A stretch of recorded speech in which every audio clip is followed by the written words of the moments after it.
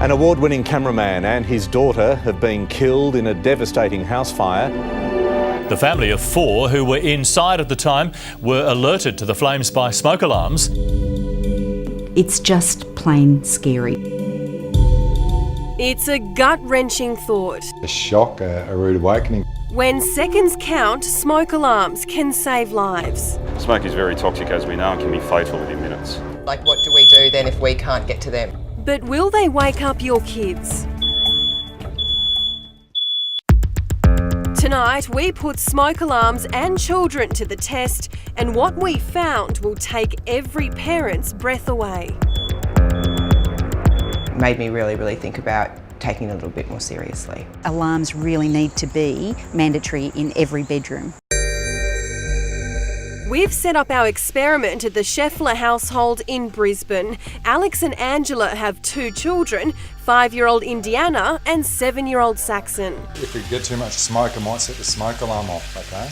The kids have been told we're here to do a story about fire safety, but they have no idea we've set up infrared night cameras in both their bedrooms and plan to set off one of the smoke alarms in the middle of the night when they're fast asleep.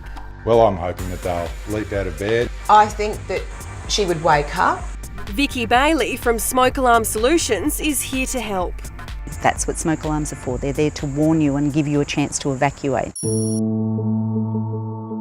Indiana and Saxon have been in a deep sleep for more than an hour, and I'm here with Mum and Dad, and in a moment Vicky is going to set off one of the smoke alarms which is in the hallway just outside both of their bedrooms. We'll see what happens.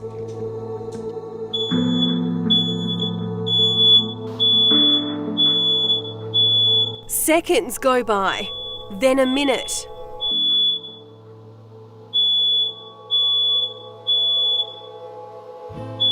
But Indiana and Saxon keep sleeping. I can't believe they're not getting up. I mean, if this was a real fire, This is a real They would fire. have no idea.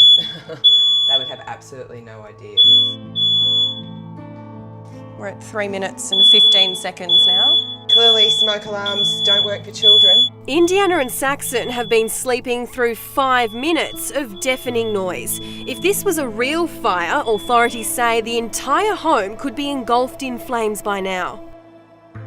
Well, concerning, to say the least.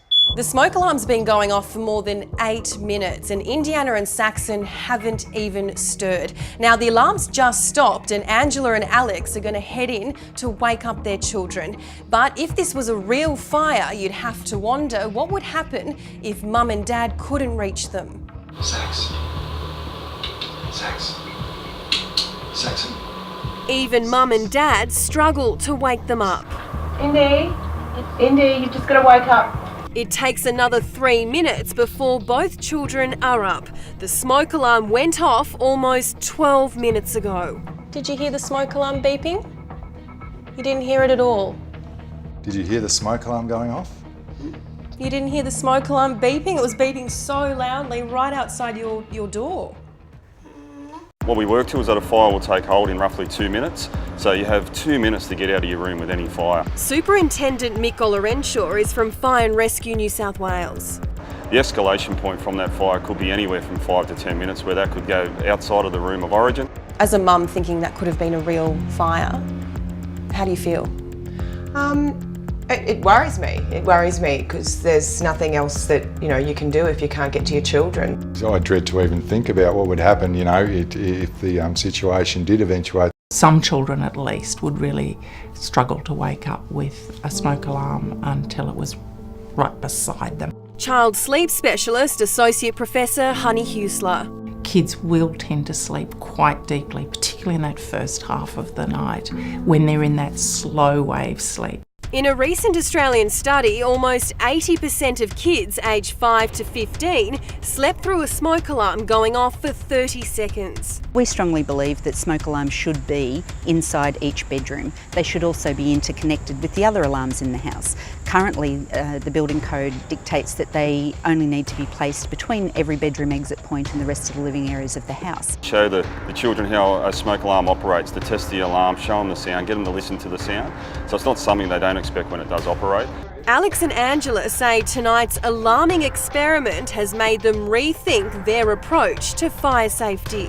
Definitely makes you think about those worst case possibilities, which you need to do as a parent. There's no price on your child's life, so I don't think that it's that big of a deal to put in a couple more smoke alarms. I hope that they're really frightened after this experiment, and I hope that it really makes them go out there and put alarms in the bedrooms, but not only that, but sit down, talk to your children.